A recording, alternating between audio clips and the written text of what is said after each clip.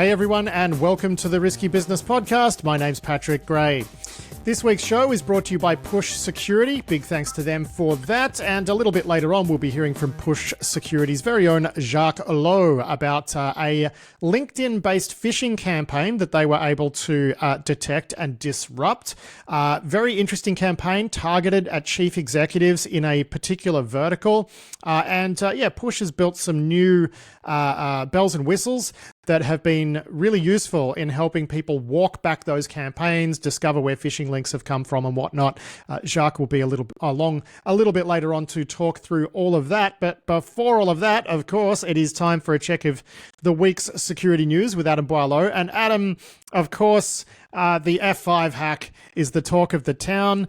We've already published a podcast on that. I spoke with Alex Stamos and Chris Krebs yesterday in a Wide World of Cyber edition of that. But let's just, for the listeners who have not heard that, let's just recap the guts of the story here.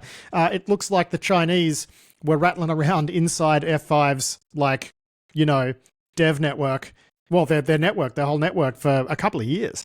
Yeah, it's not a great look for a security vendor, that is for sure. The reporting seems to be that they spotted this incident, I think around August this year, filed some notices with the SEC as they're required to. And then since then, it's become clear that the attackers have probably been in there a good couple of years now. Some of the stories we've seen say that it's probably China. I don't think we've seen like a concrete attribution there, but it's China. I mean, all signs point to at this point, right? And it seems like initial entry was probably through vulns in their own products, which, I guess they eat their own dog food, so that's nice. But yeah, attackers got in there, have been rummaging around with source code access and build environment access for F5 Big IP, which of course is their, one of their key products that people use on the edge of their network. And that's the thing that I think has, got a bunch of people pretty concerned, because, devices that are on the network perimeter that implement security controls, that is a place that attackers love to go, and being in the supply chain for that, even just being able to see the source code. There's some reports that the attackers took vulnerability reports and stuff from F5. It looks like, they were all over the internal bug tracker, right? Which is why, as soon as this has all come to light, F5's dropped like 44 patches or something. It was interesting too. One thought that I had though is surely there's not that many big IP management interfaces on the internet, right? So how can this be a big deal? And then you start reading the advisories and it's all like unspecified traffic crossing the device could cause this service to terminate. And you're like, oh, okay, right. So that's a DOS condition, but they all read like the sort of things where if you put in the research, you might actually get them to be exploitable just by getting packets to transit the device. So I get why people are freaked out. Yeah, absolutely. Of course, once you're in a position, if you compromise an edge device like this, they are by design break and inspect SSL, their front-end proxies that are terminating TLS. They've got credentials and access for onwards movement. They're on the edge of the network without EDR, without other controls. It's just the perfect place to be. And stealing the source, looking for new bugs, stealing vulnerability information, and maybe turning DOSes into actual weaponizable things, that's just smart hacking. You kind of got to hand it to them, I think. That's just good work, China. That's I'm jelly. That would be a great thing to have. One thing I found interesting though is they did have access to the part of the network where the patches were sort of signed and distributed, and it doesn't look like they pulled the trigger on that. Whether or not, we sort of speculated on that in yesterday's podcast with Chris and Alex. Maybe they were going to pull the trigger on that later. They just hadn't got around to it, or maybe they were worried they were going to get caught, or I don't know. But it seems like the sort of thing you would save for a special occasion. That's not just let's do that on Tuesday. That's preparing the battle space kind of thing, rather than let's just pull the trigger because we can. Yeah, now a big part of yesterday's conversation was really about what to do about these mid-tier vendors that aren't really taking appropriate care of their products. I got some sympathy for F5, to be honest, because they make a fairly unique set of products, right? Some less unique than others, there's plenty of WAFs and stuff out there, but try finding a solid replacement for a big IP load balancer, they are just the industry standard. And people are buying them. So where's the motivation to actually fix the product, right? When you're kind of unique in the market. And Along those lines, like CSO Magazine has done this great feature. The journalist's name is Lucian Constantin, and he's covering sort of like stuff we've spoken about a fair bit over the last year or two, which is, yeah, these edge devices are just crap, and no one really seems motivated to work for them, to improve them. Yesterday, Alex and Chris made a good point, though, which is that at least now with some of these AI tools emerging, these mid-tier vendors that want to improve their code quality, they can actually do it now. It's becoming much more economically viable to do that. But I have a feeling that there's plenty of these, private equity controlled companies where they won't even get the budget to do that, right? So, but walk us through this feature by Lucian here, because I think it's very interesting. Yeah, it's a really great piece. He's kind of written up this kind of whole scene where there's, security critical devices that ultimately, have been getting people owned. And he's pulled together interviews with the boss of Watchtower, the guy from VulnCheck, some other people from like Veracode, I think Chris Weisopel.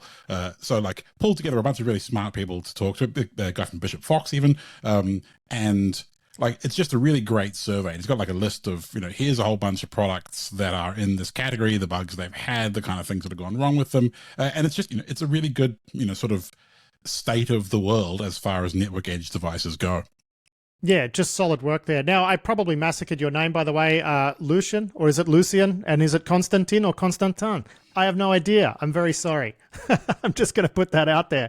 Now, look, one of the reasons, there's some reporting from Reuters too, just going back to the F5 thing for a second. There's reporting from Reuters that people familiar with the investigation are pointing the finger at China, which would suggest to me that attribution is more than likely correct. But another thing that points to China actually having been behind all of this is the fact that they are now accusing NSA of doing a whole bunch of stuff, which is like, every time they get accused of hacking something, like they usually put out a release saying, the Americans are the worst cyber terrorists in the world. They suck, blah, blah, blah, blah, blah. A little bit more often, though, over the last few years, they'll attach some claims of, American hacking against their interests. This piece is from The Record, written by Alexander Martin. Very funny that up the top there's an editor's note which says this article was updated at 2:45 p.m. EST with a comment from an NSA official, and the comment is just a glomar which says we don't confirm or deny, which is like, okay. Really glad you got that detail in there. Even getting a glomar, though, out of NSA is an achievement. But yeah, like what's the go here? China's accusing America of going after some central timekeeping authority that has pretty significant military applications. So like, this is the other funny thing is when China tends to whinge about the Americans hacking them, it's always like universities that are doing like missile research and, military timekeeping departments. Is that what we're looking at here again? Yeah, that seems to be it. It's their National Time Service Center, which Alexander Martin kind of compares to the US Naval Observatory in terms of functions. So it provides, kind of ground-based timing information or timing services for a whole bunch of users, including the military. And yeah, it totally seems like a legitimate target. The China's National CERT has put out a release that we are really reading the machine translated version because it's in Chinese, obviously. And it has a bunch of details about a particular intrusion, which they say started with mobile phones of people who worked at this particular organization and then escalated into, kind of compromise and onwards from there. They kind of attribute it to NSA based on a bunch of like, this looks similar to things we'd seen in some of the previously leaked NSA tools. They draw a bunch of parallels between Dandaspritz, which was an NSA tool that we saw, I think, in the Snowden docs, or maybe the Shadow Brokers dump. I can't remember which one it was.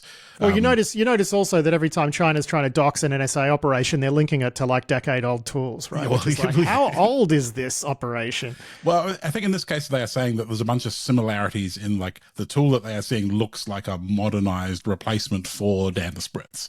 They draw some parallels, which are honestly a little bit flimsy. I mean, some of it's like, this just sort of generic good hacking tradecraft as opposed to specific like this was compiled on the same workstation by Dave from Maryland or whatever.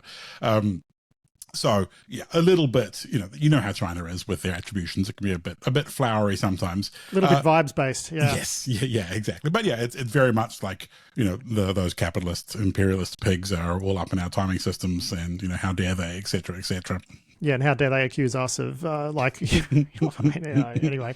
Kudos to Alexander Martin for this paragraph in the story. Although the MSS described the US as repeatedly trampling on international norms governing cyberspace, the activity it described, the specific targeting of a service with military applications, would not necessarily be considered a breach of non-binding cyber norms agreed to at the United Nations. Yeah. Chef. But I mean, look, we are not their audience for this sort of stuff, right? The audience is the wider public and indeed policymakers who are not subject matter experts and don't necessarily have a good grasp on norms. And, if they can influence people to say, well, they're just doing to us what we do to them, which is what you really want out of an information campaign like this, then they have succeeded.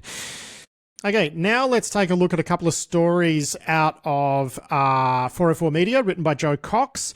These scattered lapsus hunters, adjacent kids who've been raiding Salesforce for data, they've actually managed to dox hundreds of DHS, ICE, FBI, and DOJ officials using the information they've obtained from Salesforce, but they say they have the data on thousands more. This would seem to be somewhat of a provocation, Adam, and I don't think this, given most of these kids tend to be based either in the United States or like European countries where they will happily extradite these kids to the United States. This just strikes me as suicidal. Like, what are they thinking? Yeah, it's definitely not a well thought through plan. And, the comm is a bunch of kids doing dumb stuff. And I think, you're sitting there on a trove of, what do they say, like billions of records that they've looted out of various Salesforce users, mining that for whatever topic of the day, and then, starting to dump some data around, trying to make some, in the end, like, these kids want publicity more than anything else. So I assume probably also they want money.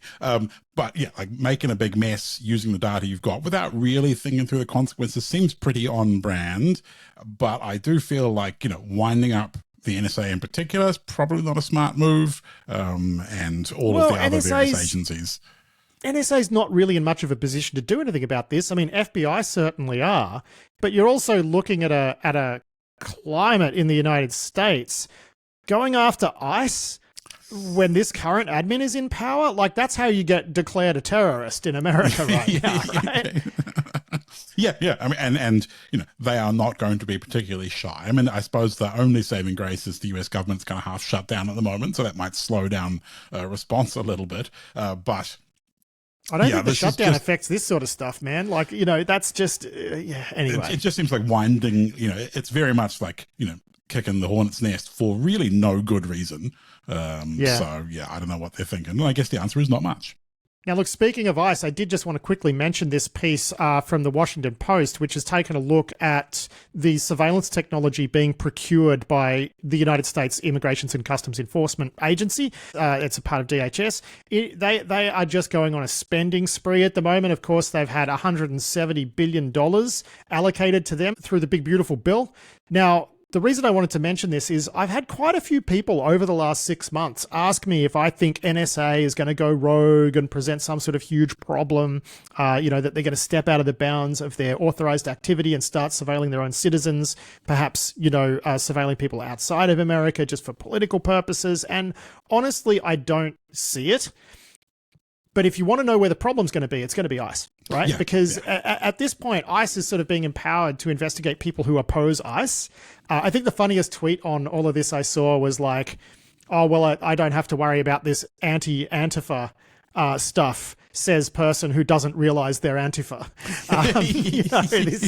This is sort of how it's going. So I've dropped a link in to this week's show notes. But I feel like, some of the numbers here, they've spent $3.4 million on Clearview AI. Man, tip of the iceberg. They've got the money. They're going to spend it. They're going to ramp up their domestic enforcement agencies. Even these kids who are doing the doxing, like I can imagine ICE going after them for doxing their personnel because they are being empowered to protect themselves as an organization. So that's just my 2 cents on that. I don't think Americans need to be worried about NSA quite yet because abuses are going to follow the path of least resistance, and the path of least resistance runs right through DHS and into ICE. So, Yeah. Yeah, Now, I think that seems like a fair take to me, man. Now, look, just speaking of another, look, this is a really interesting story. Kim Z has done a great write-up on this for her 0-day blog, but she's taken a look at the indictment against John Bolton. And it really looks like, so he was Trump's national security advisor in the first in his first term. It really looks like there's a case here. So we've seen a bunch of investigations and that look like retribution launched by this White House, but this one against John Bolton, I mean, sure, it might be politically motivated, but you walk through this report, Adam, and it certainly looks like John Bolton was acting extremely foolishly with information he should have known was classified. Yeah, I think this is a great example of it can be both retribution and also legitimate, this guy probably did some bad stuff here. The story has a bunch of details about him sharing classified information with his family members in a group chat, and a bunch of work that he was doing to prepare for writing a memoir once he was out of the Trump administration. And I guess he probably never particularly thought Trump was going to come back around again. Every day he was writing 15, 25 pages of notes. He was transcribing the notes and then using his personal email address to email them to his wife and daughter every day. Now, these were not marked classified documents, but obviously when you are making notes about classified meetings and whatever, obviously a lot of that's going to be covered. So he emailed all of that from his personal email address to his wife and daughter. Now, indeed, when he wrote his book, he submitted the book to the National Security Council to review it. They did identify a whole bunch of classified information in his book, which he removed. But then he published the book without getting sort of final clearance, which was also a no-no. But it looks like the information that was deemed to be classified was stuff that he had emailed his wife and daughter from his personal email account, which is the stuff that it looks like Iranian hackers got their hands on, and they were trying to blackmail him with this stuff. So all in all, not a great look for John Bolton. No, really not. And, there's been lots of mishandling of classified information cases, but this one does seem a little worse than average. I don't know if it's, Mar-a-Lago bathroom kind of standard, but it's certainly not good. Yeah, I mean, it's hard to feel sorry for John Bolton, though, who, for those of us who are old enough, would remember as one of the architects of the Second Gulf War. So, sucks to be you, the walrus. Moving on, and a US court has ordered NSO Group to no longer target WhatsApp, which is pretty funny, isn't it? It's okay, spyware company, you can no longer target WhatsApp. Here's an injunction. What? Yeah, it's pretty funny. The NSO Group was challenging the result of its court case against Meta, where they were, Meta got a whole bunch of damages awarded to it from NSO. NSO talked that down from 167 million down to 4, so that's a good result. But then, this injunction where NSO said but you can't tell us not to target WhatsApp, because what else will we do? That's what we do. We are a spyware company. We can't not hack Meta accounts or WhatsApp accounts or whatever else. That's, what else are we going to sell our customers? So, a little bit of QQ more there in a sort of group, because, it's a funny outcome, And if they do, what's the remedy? Is Meta going to sue them a second time if they violate this, this particular thing? I don't know. Well, I don't know. I mean, I think the point is, with the news we spoke about last week, things have just not really been going NSO Group's way, which is, And look, staying with sort of spyware-related news, Lorenzo over at TechCrunch has a story of intrigue, Adam, where it has chronicled the story of this guy. I think they've given him a fake name for the story, but they've given him the name Jay Gibson. He was apparently fired from L3 Harris Trenchant, which was a big part of Azimuth and what was it, Linchpin Labs as well. They got bought into Trenchant and whatever. So they were doing exploit development for iOS and whatnot.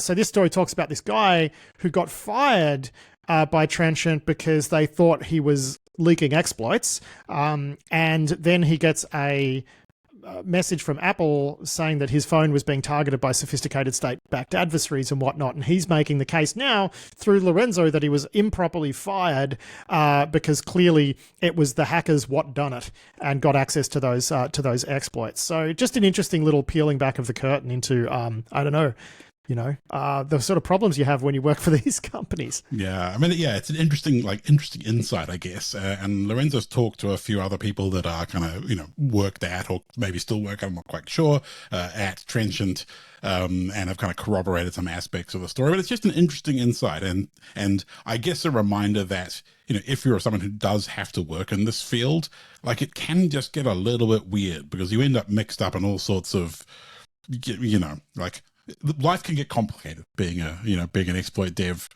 for the military, for the government. It's not all money and Ferraris.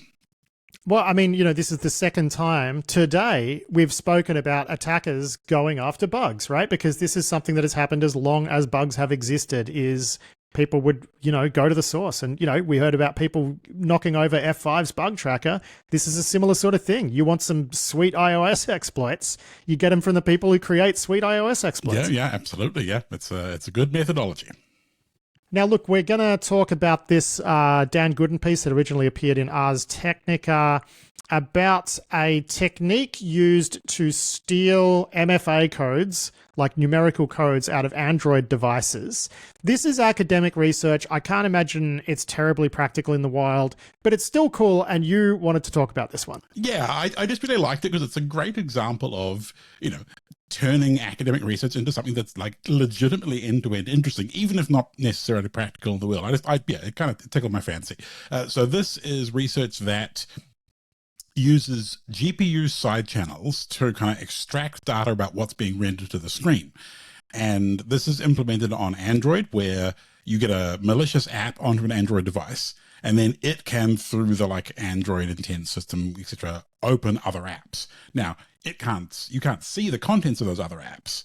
But what this technique does is, if you open the two-factor code generating app, like your Google Authenticator or whatever, and then the original app tries to overlay something on the screen, and then times how long that takes to go through the GPU rendering pipeline. And by kind of crafting that, you can end up extracting pixel data essentially out of that timing side channel, and from that recover the contents of, a two-factor auth code or something. And that's kind of a cool application of a timing side channel. And I just that, combined with the way Android works, I thought was pretty cool research.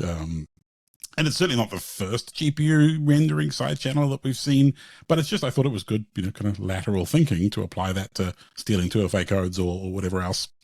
Yeah, I just don't understand the workflow of how this is supposed to work from the attacker's side, which is what? You've got a user has their phone unlocked, screen on, and then you're trying to pop their authenticator app and then scrape the screen. Users may be going to notice that.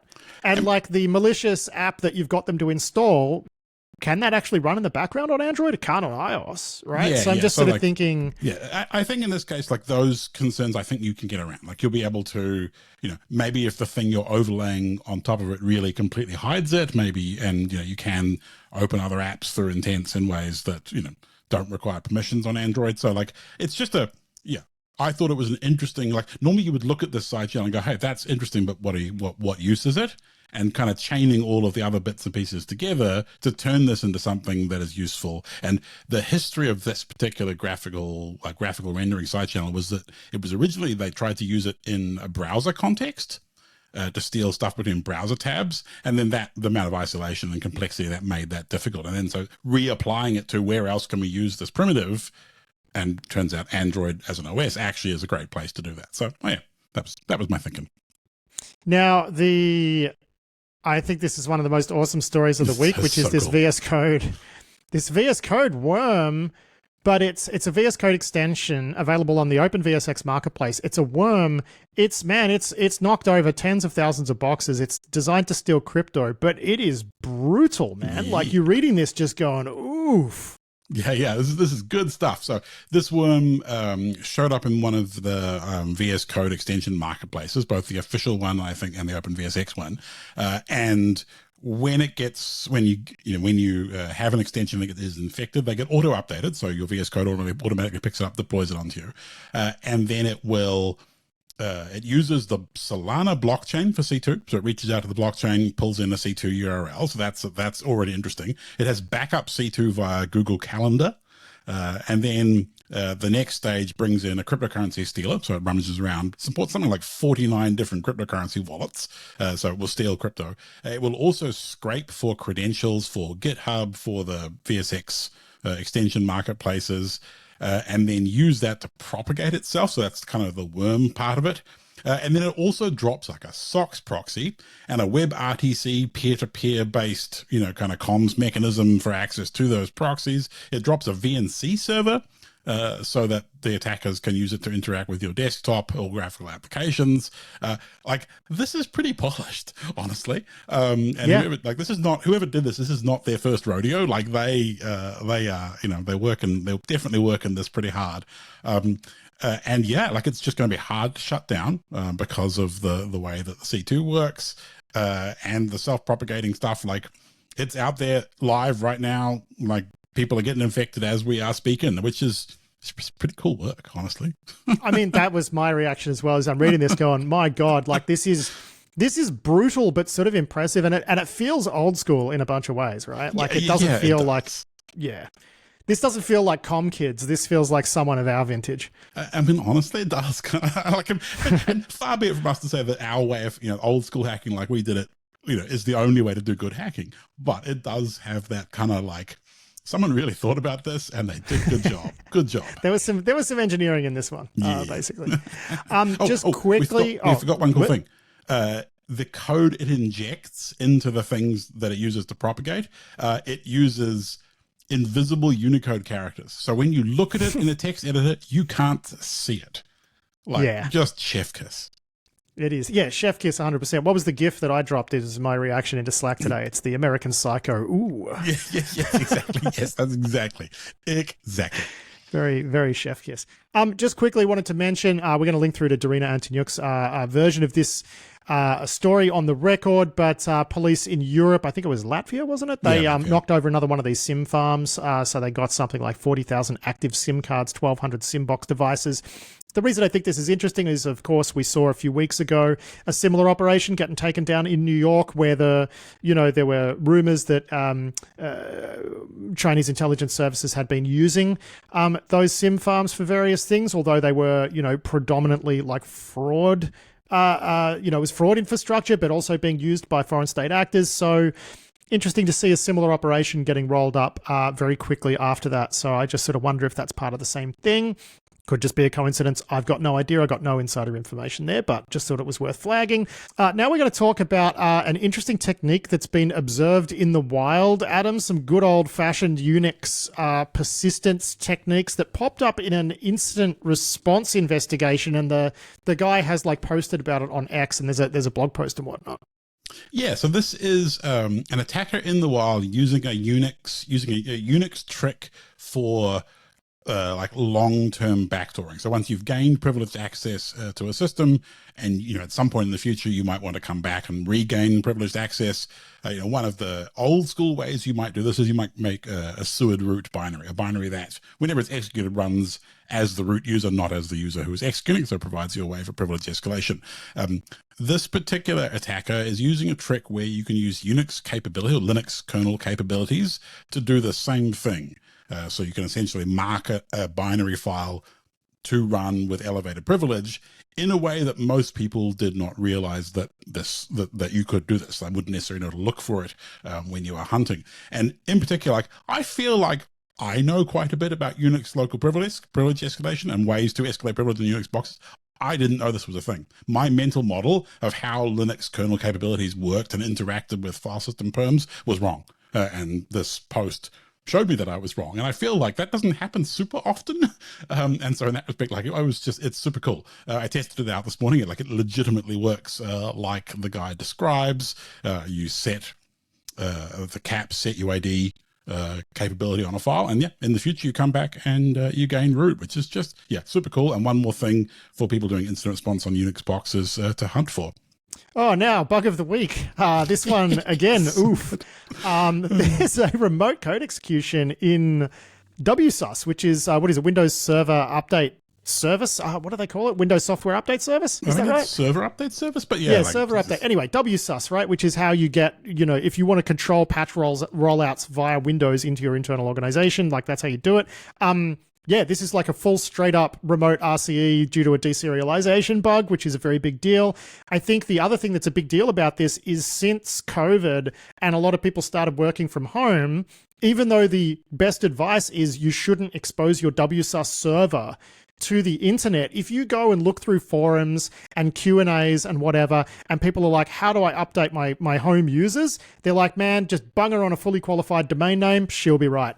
So I asked you to go to Census and see how many WSUS boxes there might be out there on the internet. What did you find? Like 7,000 of them? Yeah, 8,000-ish, based on certificate names that look like WSUS. So yeah, like certainly in the thousands, which, I mean, I'm not that surprised. I've seen, a lot of people do put this stuff on the outside for the reasons that you described, like managing distributed systems and workforces. But hang on. Could some of those certificates have just come from transparency logs and it's a fully qualified domain name, but it's actually firewalled off? It's like in a DMZ somewhere? No, this is from Census actually connecting out and collecting the certificates. So This is not from CT logs. Yeah, okay.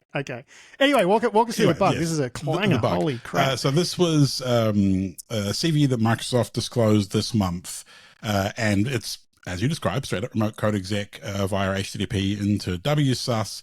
But the thing that's particularly beautiful about this is that it's deserialization through .NET binary formatter, which if you can put untrusted data in front of it, you get code exec.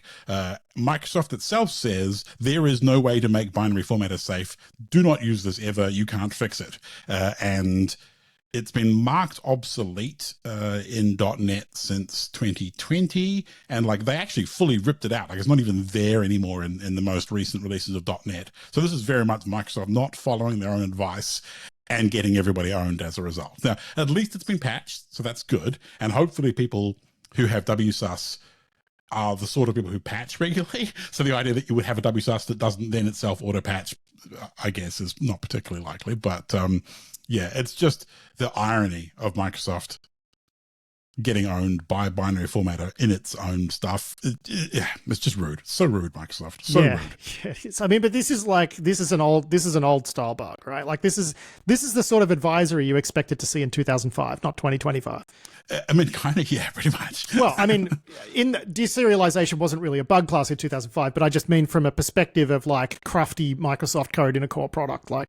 You don't necessarily expect this from Microsoft. The only saving grace here, I guess, is that, and the reason perhaps it hasn't been seen in the past is that the data that gets decrypted by, or that gets processed by binary formatter is encrypted using a hard-coded crypto key. And so somebody had to go figure this out and extract the key, which of course has now happened. And I think it's the end result bug is like CVSS 9.8 or something, which in WSUS and internet facing WSUS, oh boy, good times. Yeah. Now we're going to wrap it up this week, Adam, with a discussion of another CVE. It's been given a name, and I'll allow it because it's a cool name, Tarmageddon. So we got a tar bug. You love tar bugs because you are an old beardy Unix guy. Walk us through Tarmageddon. Yeah, so this is a bug in an implementation of tar in Rust. So the quite popular async tar Rust library. And it's not the world's worst bug. This is a kind of a thing where you can craft a tar file that when it's untarred by this particular Rust implementation of tar, then you get different results than if it's untarred by some other tar process, which is a problem in environments where the tars are initially, checked by some other, some process and then later processed by Rust. And, it's not straight up code exec like previous tar bugs that we've seen, but it is just kind of interesting. And the complexity here is also that the Rust ecosystem, like Rust is very popular because of its good security properties, right? You're not going to get memory corruption bugs. There's a whole bunch of things that make Rust ecosystems more resilient. But the kind of open source lineage of this particular tar fork made patching this very, very difficult because there's a number of downstream forks, and the middle fork between the original upstream code and the downstream ones that people actually use is abandoned. So getting it patched was quite complicated. So it's quite a cool bug, and it is used in, for example, the UV, Python UV package manager thing, which is very popular in modern environments. So yeah, it's just an interesting bug in a place that's not great and an ecosystem that, whilst security robust, generally a good, Rust is generally a good thing. This is a great example of where that ecosystem is not delivering a great quality outcome for everybody. So, plus, I just love tar bugs. You do. Now, we actually have a moment just before we roll on to the sponsor interview. I just wanted to get your thoughts on a couple of other things in the news.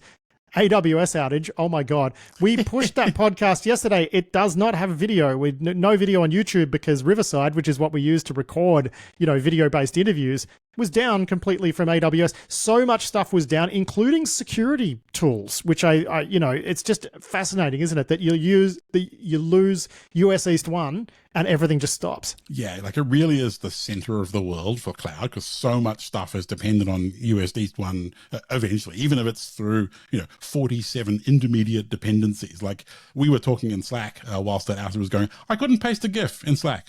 I tried to paste a screenshot of AWS's support account's most recent tweet being 2 weeks old or whatever. I took a screen cap, tried to post it, couldn't. Yeah. It's just funny how much stuff's dead in order because US East 1. So yeah, it was a hell of a time watching that status post update with more and more Amazon services falling over as they tried to figure it out. And in the end, it was all DNS. So. That's always DNS. Was it? I think in the end they sort of worked out that there might have been a bit more to it than that, actually. I think it started with DNS and then they ended up where they couldn't launch EC2 instances fast enough or something. So yeah. Fallout from DNS. So I guess the main lesson there is maybe have a look at your failovers, people, and don't take it for granted that US East 1 is going to be completely up all the time. I did appreciate Elizabeth Warren, the US politician, saying, this is proof that we need to break these companies up because the internet shouldn't fail because of one company. It's like, oh my God, if only you knew how bad it is and how many individual points of failure there are. Also hilarious that it took down a bunch of the crypto world, considering their whole thing about decentralization. It's like, exactly. Decentralization, it seems to involve a lot of centralization on US East 1. The other thing I just wanted to quickly get your thoughts on, because we've got time, is ChatGPT, OpenAI. They've released a browser today, the so-called Atlas browser. I think agentic browsers are going to be a big thing, but I don't think they're nearly ready for prime time from a security perspective. I think they're going to turn into a problem for enterprises out there when their users are going to be bringing their own browsers in, logging into accounts with them, and then getting prompt injected and company data spilling that way. I mean, I know I'm pretty black-pilled sort of person, but was this your reaction as well when you heard about this? Yeah, we've been talking about how the browser is the OS these days. And now we're saying we're going to have an OpenAI OS. Like, that sounds like a terrible idea. If you said, let's replace macOS with some OpenAI operating system for Apple hardware, you would be like, hell to the no. But that's kind of what we're talking about if they're going to make a browser as well. Like, all of the complexity of a browser, plus all of the complexity of AI, plus how fast modern AI stuff is moving. Like, it just does not make me feel good. And as you say, like, end users being involved in this makes it worse. And like, all of the other AI-enabled browsers we've seen have had challenging times with prompt injection and just gluing a browser to an LLM just gives me the willies, and I'm not happy about it. Yeah, and the whole you can't actually separate code and data issue with LLMs. Let's stick that in a browser. That little thing, yeah. Let's just whack her in a browser. She'll be right. That's fine. All right, let's get on to this week's sponsor interview now, Adam. And I know you actually listened to this one as well because I asked you to QA it yesterday. But it's with Jacques Lowe, who is one of the team over at Push Security. Push Security, of course, it's mostly a browser plugin based product which will prevent your users from being able to be phished. This is the better way to deal with phishing than just an email gateway these days, because phishing messages can come in through Teams, they can come in through LinkedIn, they can arrive in taxis, for all you know. They can arrive in an envelope printed on paper, right? And your email security product ain't going to be able to do anything about that. So the nice thing about Push is it sees the final payload that the user sees. And in that vein, they actually managed to unpack a LinkedIn phishing campaign which was targeted towards CEOs in a specific vertical. So that's interesting. But the even more interesting bit is the way that they are now tracking, and they started doing this for internal use, and it's something they're now making available for their customers. They actually track the user's whole journey to a phishing page, right? So you can actually say, oh, okay, they hit this phishing link. but trying to go back and actually figure out where that link came from can actually sometimes be hard, right? So as something that it sounds like it should be simple and it isn't. So what Push have done is now you actually get the full sequence in a nice little diagram in the product, and you can step back and you can say, okay, well, user tried to enter their password here, we stopped them, and there might be a couple more chains back higher, which is, they hit this page, which looks sus, but then you can keep walking it back and actually get to where that link, where that whole, problem initiated, even including redirects and whatnot. I just wonder what you thought of that, because I know you thought it was, I'm pretty sure you thought it was cool. Yeah. I mean, I think, trying to do investigations in a browser-centric world without access to the browser is already super difficult. And I think, anytime you're investigating an incident and you've got like full packet dumps from the network, like it's super valuable. You've got a point of truth that you can, in terms of dates and times and sizes and so on, that you can try and correlate activity. And even if you can't see inside encrypted communications, you've got some data points. Having that for the actual, like, inside the browser, being able to like TCP dump, in my old Unix way of thinking about things, and see the ground truth of what's going on in the browser in front of the user's eyes, like, how good is that? Yeah. So like, it just sounds like a godsend for investigating any incident that involves a web browser, which is all of them these days. So yeah. Like super, yeah. I mean, there's like, work. You got your EDR, your NDR, and, as Jacques explains in this interview, is like, this is is that bit in the middle, which has been blind. I mean, what would you call it? Browser detection and response, BDR? Did we just coin a new one? So we're going to roll on to that interview now. And here is Jacques Lowe talking about that LinkedIn campaign that they rolled up. Enjoy. This attack was really very targeted. So the malware they were using, very off the shelf, but the link delivery and how they were getting people to that malware, extremely targeted. So in this case, they were targeting CEOs at tech companies. So these are the kinds of tech companies where you'll definitely recognize the name. And what we found is that they were actually compromising a direct contact of those CEOs with which they had been having a conversation, used that compromised LinkedIn account to deliver a link through LinkedIn Messenger. That link then goes through to a legitimate google.com domain where there's a hosted document with a link. You click that link, you go through to a legitimate document hosted on a Microsoft domain, and only then, once you've gone through Google and Microsoft, do you end up on the actual phishing page. So very interesting in terms of like how people got to the phish kit, but the phish kit itself fairly stock standard. Yeah, right. Okay. So how did you first get wind of this one? How did you detect it? Because I understand that when a push user tries to enter like their SSO password, for example, into their browser, into anything that isn't their SSO, like they will be prevented from doing that, and there will be an alert flagged. I mean, is that how you caught this one? Was it going to succeed? And Push detected that password entry, or were there other signals? Like, how did you first become aware of this? Yeah, there's a couple of layers. So in this case, we detected the cloned login page. So we're detecting that there's something looks like in this case, the first attack was a Google login page. Customer's a Google Workspace customer. And then obviously when they tried to enter their password, so we caught the cloned login page, the actual phish kit that was being used. They clicked through 2 warnings and then we ended up blocking them on the password entry, which was great for us. The security team like immediately got in touch with us and told us like, oh wow, we just turned on that block mode like 4 hours ago. We're so happy. Oh my God. Yeah. Yeah, but I mean, I'm a little bit worried for that customer of what happened 4 hours prior, right? And in the time leading up to that. But the interesting thing is here, so we're talking about this as being a LinkedIn phishing campaign. I guess one of the interesting things is here that the reason the link was delivered through LinkedIn is because you're actually capturing enough sort of session information to be able to walk it back, right? And I've seen the blog post that you did. You can actually see where, you can see the full chain of events and user clicking from here, clicking from here, clicking from here. Oh, then you get an alert, then you get another alert, then you get a blocked password going in. So, I mean, is this something that you've always done? You've always offered the ability for people to walk back through the chain and see where that link first popped up? And this is how a lot of our detections work, but having that data, that context available at the point of detection is something we released a couple of weeks ago, or a couple of months ago, maybe now, probably a little while back. Yeah, time is a blur. I know what you mean. Yeah. We're moving quick. Yeah. So no. And it's been really interesting, like just the kinds of things we're seeing as soon as that context becomes available. We've just recently started doing these click fix attack detections, and like a bunch of them are popping up, and like it's very interesting to see where they're originating. So unlike, the phishing attacks that are coming from, typically, okay, there is still a bunch coming through email, but then typically like Twitter DMs, LinkedIn DMs, this kind of thing.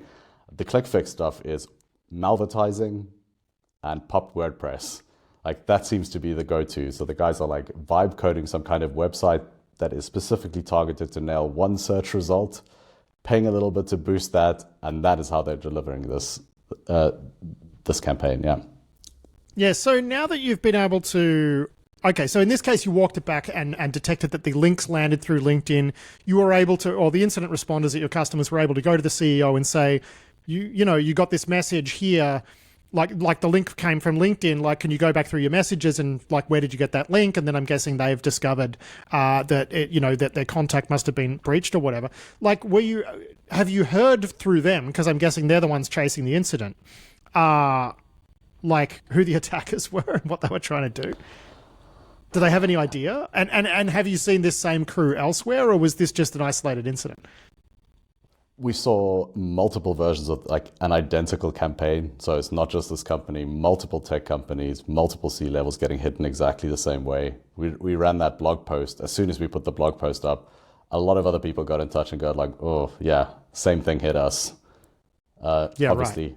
Less information about whether it succeeded or not in that case. So I don't know how many of these attacks succeeded, but like obviously hyper targeted and all in the same vertical. So very interesting from that perspective. So now, you've developed this stuff which allows you to walk back the sequence of events, find the origin point of a malicious link. What is the main interest there from users in wanting to be able to walk back these sessions and discover the origin point for links? When you know something bad is happening and it's targeting specific people in your org, that is something to pay different kind of attention to when it's just like scattergun and it's just randomly happen to hit someone in your org.